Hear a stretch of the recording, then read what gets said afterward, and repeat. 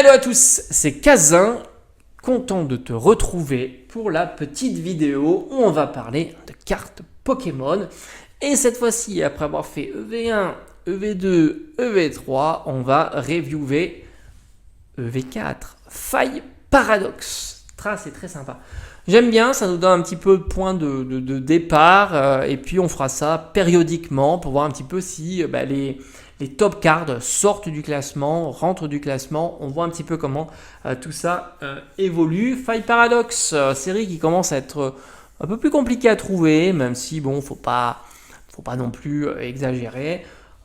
Mais c'est vrai qu'on s'aperçoit que sur la display, sur les boosters, les choses comme ça, déjà en boutique on n'en voit plus. Enfin moi j'en vois plus.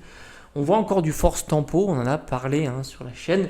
Mais c'est vrai que Faille Paradoxe, ça se fait de plus en plus rare. Malgré tout, on va voir et tu verras que la série reste très très abordable. Et ça c'est intéressant. Beaucoup d'AR bon marché.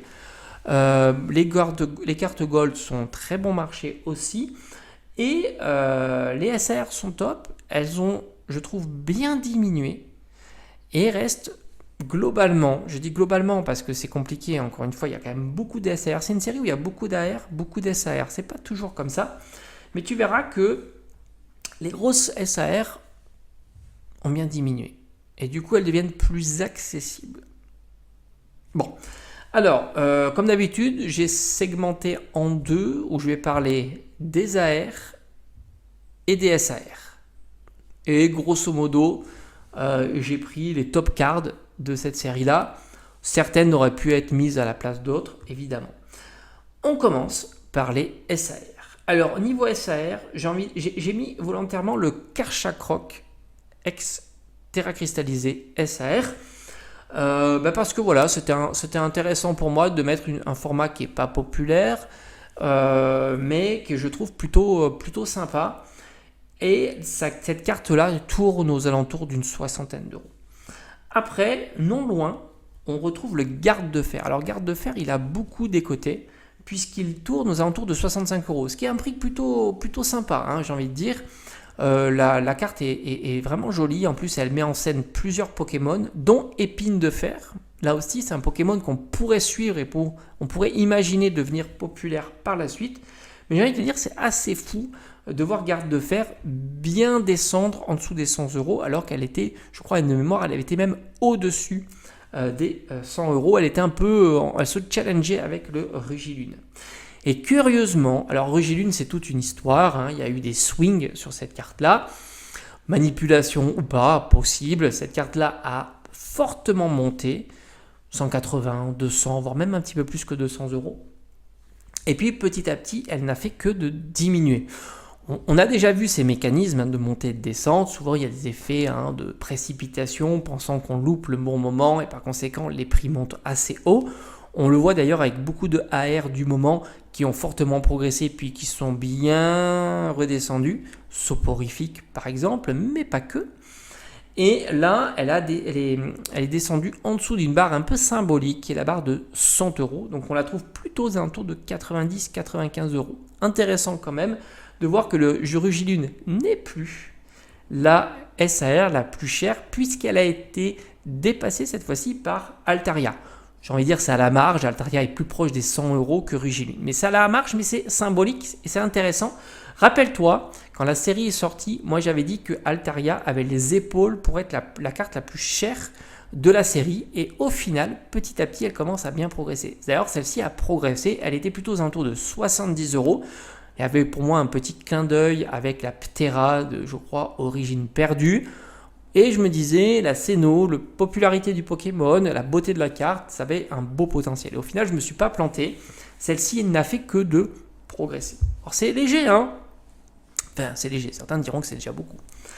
Voilà le top card de série des SAR. Beaucoup de SAR sont bon marché, 25, 30, enfin même 20, 30, 40 euros.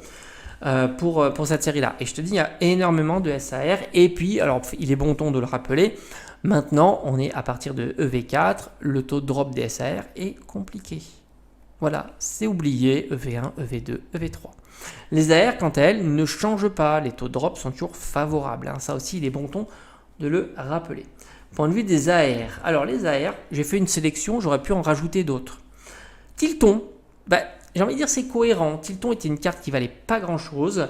Maintenant on tourne plutôt à un tour de 20 euros. Cohérent, Altaria progresse, Tilton devait progresser un petit peu dans son sillage et j'ai toujours trouvé cette carte très sympathique. Poussipi, qui tourne à un tour d'une vingtaine d'euros. Bon, j'ai jamais trop compris pourquoi il a toujours été à ces prix-là, Poussipi, mais visiblement il est plutôt populaire. Après, je le trouve assez sympa avec, je crois que c'est Negapi, mais Negapi étant légèrement moins cher. Après, tu retrouves Stylix qui n'a pas spécialement progressé, même par rapport à l'euphorie qu'il y a sur les cartes AR. C'est assez fou puisque je le trouve vraiment super bien réussi. Pokémon que j'apprécie beaucoup. Moi, Stylix, ça me fait penser à Offensive Vapeur. C'est une série que j'ai énormément appréciée, que j'ai beaucoup ouverte, que j'ai trouvé très jolie. Alors, j'ai jamais compris pourquoi Offensive Vapeur a été une série qui a été mise de côté, mais je la trouve bien mieux que certaines séries de Soleil et Lune ou de Épée et Bouclier. Pourtant plus populaire que Offensive Vapeur. On se souviendra de Stylix, mais il y a aussi du Gardevoir et du Volcanion. Franchement, c'est une série pépite. Tant mieux, elle n'était pas chère et elle a été massivement vendue, bradée à 3 euros du booster. Et enfin, les deux grosses AR de la série, dont une est stratosphérique, elle fait partie des top AR jamais vues.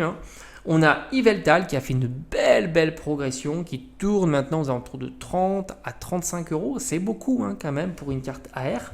Surtout dans une série où beaucoup d'AR sont encore très abordables. Alors ne te réveille pas trop tard parce qu'on sait comment ça va fonctionner. Il y en a qui sont vraiment magnifiques, avec des Pokémon pas si inintéressants et qu'on voit assez rarement. Je pourrais te faire une liste des AR que je trouve très sympa de cette série-là. Et franchement, les scénographies sont très bien réussies. Donc Yveltal, 30-35 euros. Et enfin, le GOAT de la série, qui est au même niveau que la grosse SAR, c'est le Groudon, qui tourne aux alentours d'une centaine d'euros. Magnifique carte, franchement très belle. On le savait, quand Groudon est sorti sur la série, on imaginait que cette carte-là coûterait une fortune. Il y a des choses comme ça qu'on sait d'avance. Il n'y a pas de boule de cristal, mais l'expérience parle toujours. Et quand tu as un Groudon qui sort en AR comme ça, c'est juste une dinguerie. Voilà, c'est juste une dinguerie. C'est une carte très belle, qui coûte très cher et que je n'ai jamais vu bon marché. Alors que sur EV2, on avait eu l'occasion d'avoir Magikarp pas cher, Tyrannosif pas cher, Raichu, enfin pas cher, entre guillemets, moins cher. Or, elle n'a fait que de progresser. Voilà, j'ai envie de dire, c'était peut-être 60-70 euros, puis elle progresse. J'ai envie de dire, très belle série. Encore beaucoup de pépites abordables dans cette série-là. Vraiment. Les AR, faut pas les oublier, il n'y en a pas que celles qui montent. Il y a toutes les autres. Et elles sont toutes aussi belles les unes que les autres. Franchement. C'est une belle série.